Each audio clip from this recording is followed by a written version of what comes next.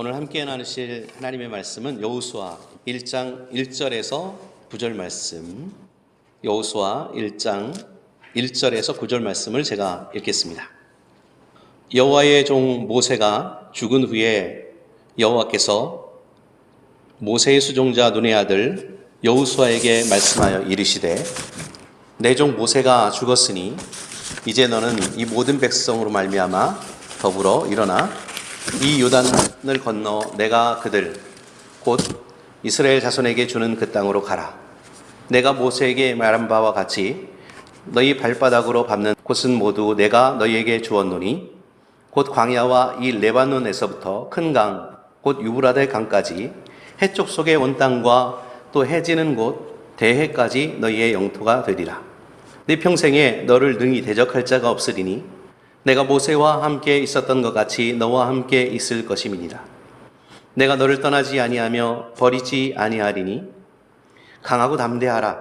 너는 내가 그들의 조상에게 맹세하여 그들에게 주리라 한 땅을 이 백성에게 차지하게 하리라.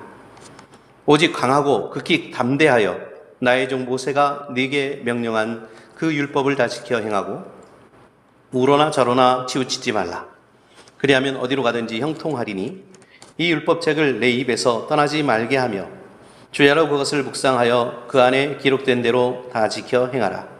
그리하면 내 길이 평탄하게 될 것이며 내가 형통하리라. 내가 내게 명령한 것이 아니냐. 강하고 담대하라. 두려워하지 말며 놀라지 말라.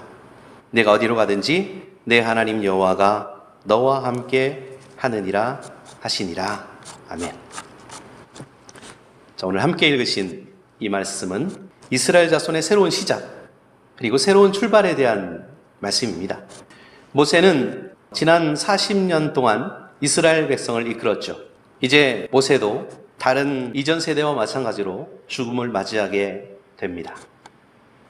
그리고 여호수아와 갈렙만이 유일하게 남아있는 옛세대에 속한 사람들이었습니다. 모세와 함께 광야를 방황하던 그 시대도 끝났습니다. 이제 여호수아는 새로운 명령을 받았죠. 여호수아서는 이렇게 시작하고 있습니다. 내 종 모세가 죽었으니 이제 너는 이 백성과 더불어 일어나 이 요단을 건너 내가 그들 곧 이스라엘 자손에게 주는 그 땅으로 가라. 여호수아서 1장 2절에서 주시는 말씀입니다. 이 한 절의 말씀에는 많은 내용이 담겨져 있는데요. 여기서 우리가 발견할 수 있는 첫 번째 교훈이 있습니다. 그것은 바로 과거는 뒤에 남겨두라라는 것입니다. 많은 사람들이 과거의 문제나 사건을 뒤에 남겨두지 못합니다. 자꾸 현재로 가져옵니다. 그리고 우리의 앞으로 가져와서 그것을 산처럼 쌓아놓고 여전히 힘들어하고 그것 때문에 고통스러워하면서 살기도 합니다. 그런데 과거의 일은요, 아무리 후회하고 아무리 되돌리려고 해도 소용이 없습니다. 여호수아와 이스라엘 백성은 역사의 전환기에 서 있었습니다.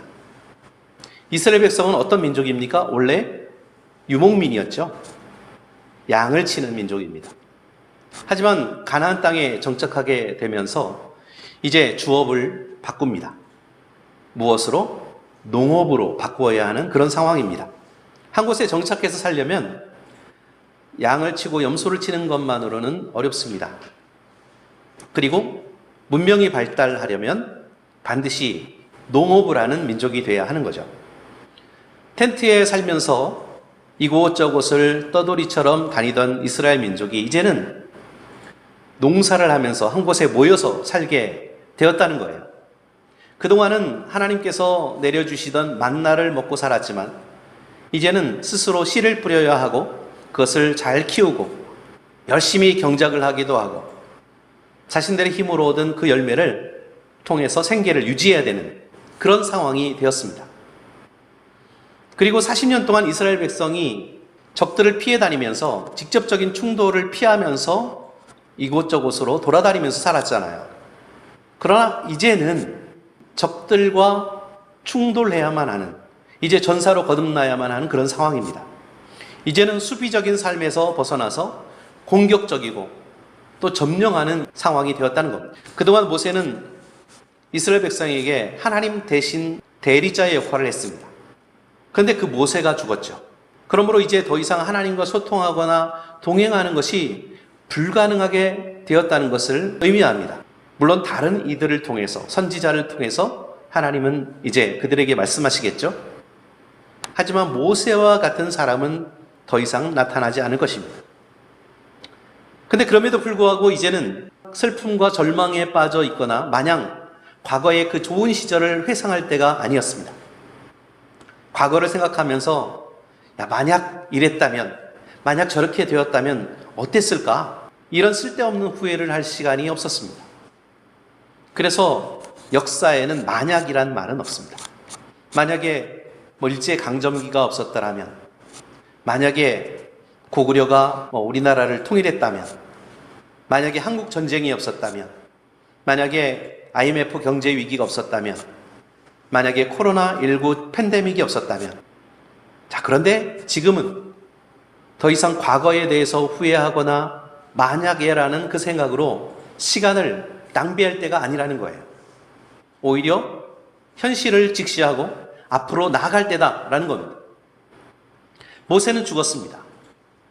그러나 하나님의 일은 여호수아를 통해서 또 다른 사람들을 통해서 계속되기 때문입니다. 이번 설날 연휴에도 우리의 가슴 속에 과거에 대한 여러 가지 복잡한 생각들, 작년에 있었던 여러 가지 일들, 그 모든 일들이 저와 여러분을 방해하고 있는지도 모르겠습니다. 마음을 복잡하게 만들고 있는지도 모르겠어요. 우리가 바꿀 수 없는 일들에 대해서 후회를 하고 있는지도 모르겠습니다. 작년에 이랬으면 어땠을까? 작년에 저렇게 했으면 어땠을까? 누군가가 우리를 크게 실망하게 만들었거나 또 우리가 큰 실수를 했을 수도 있습니다. 그러나 이제 여호수아에게 주시는 그 말씀을 듣고 귀를 기울일 때가 되었습니다. 과거는 죽었다는 겁니다. 모세가 죽었던 것처럼 지나간 시대는 끝났다는 거예요. 그러므로 이제 일어나 새해를 맞이해야 된다라는 말씀을 우리에게 주시고 있는 거죠. 과일 농사를 짓는 분들이 종종 큰 고민에 빠진다고 합니다. 그것은 생산성과 품질이 떨어지는 구품종의 과일나무를 뽑아내고 신품종, 새로운 품종의 묘목을 심어야 할 때가 오기 때문입니다.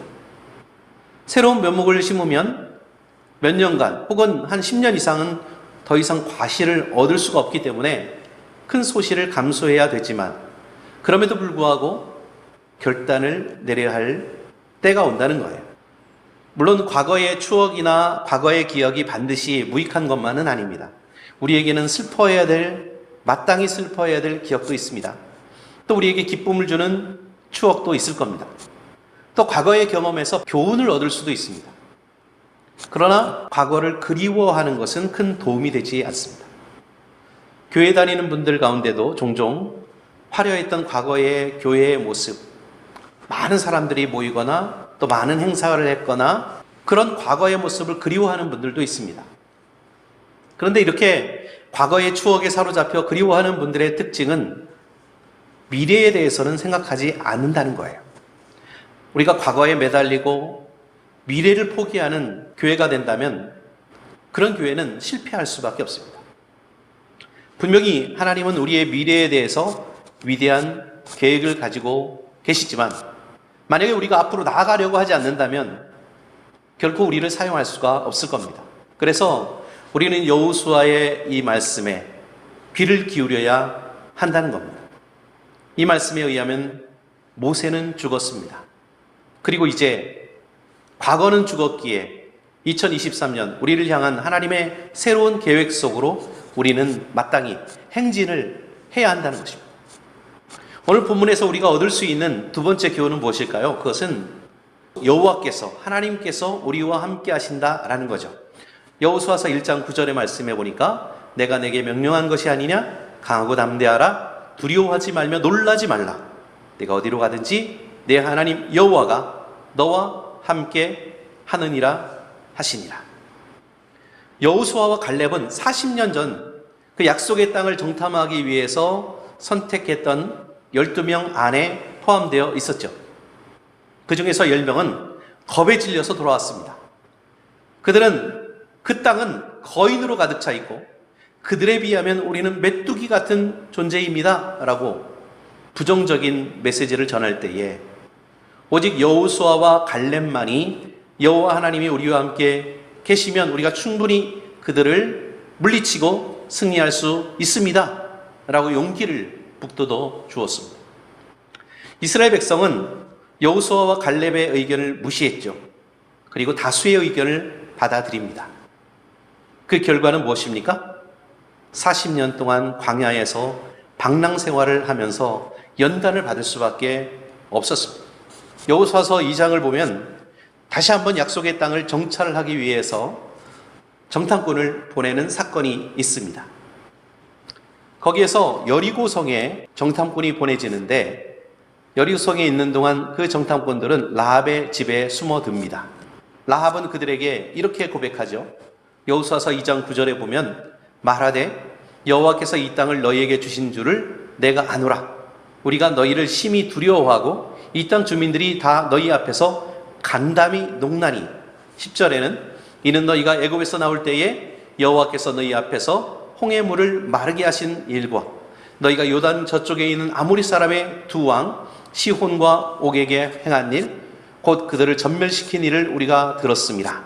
11절에 우리가 듣자 곧 마음이 녹았고 너희로 말미암아 사람이 정신을 잃었나니 너희 하나님 여호와는 위로는 하늘에서도 아래로는 땅에서도 하나님이시니라 라고 고백하죠.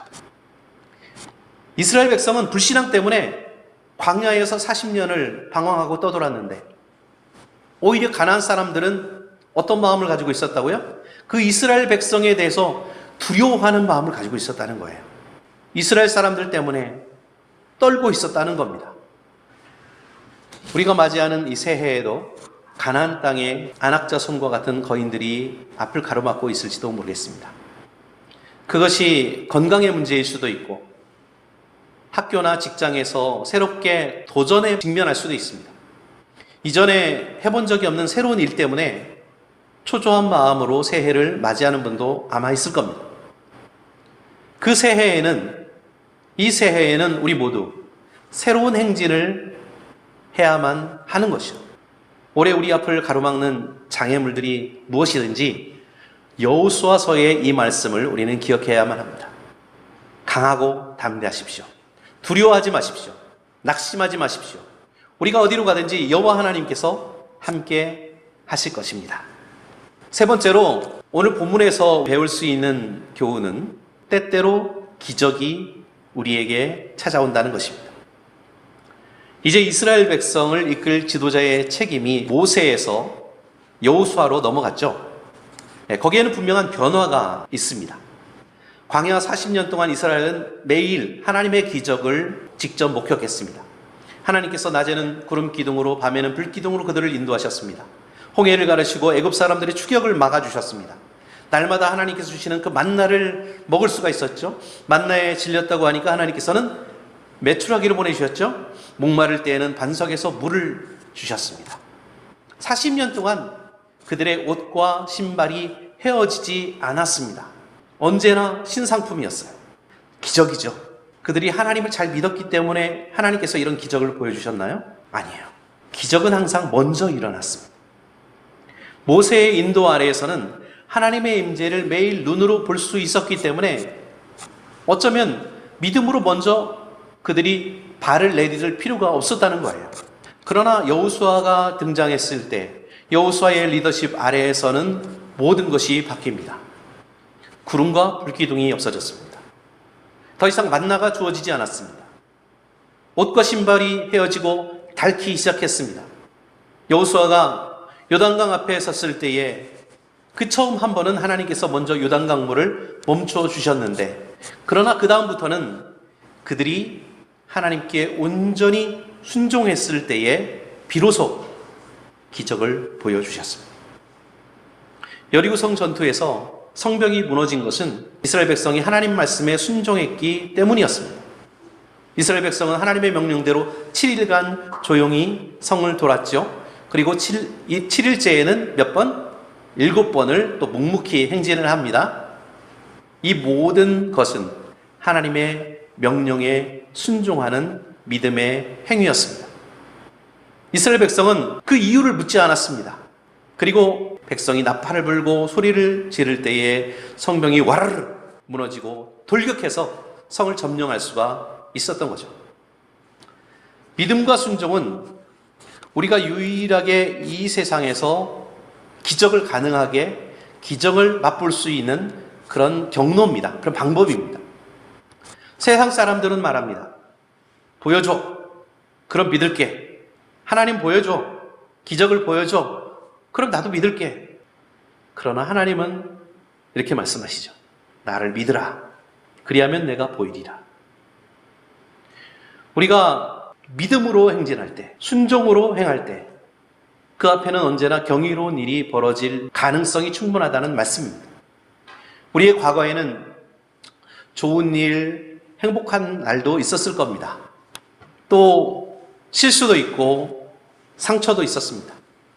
그러나 여호수아처럼 우리에게 주어진 그 명령은 이와 같습니다. 과거는 지나갔다는 거예요. 앞에는 거인이 버티고 있을지도 모릅니다.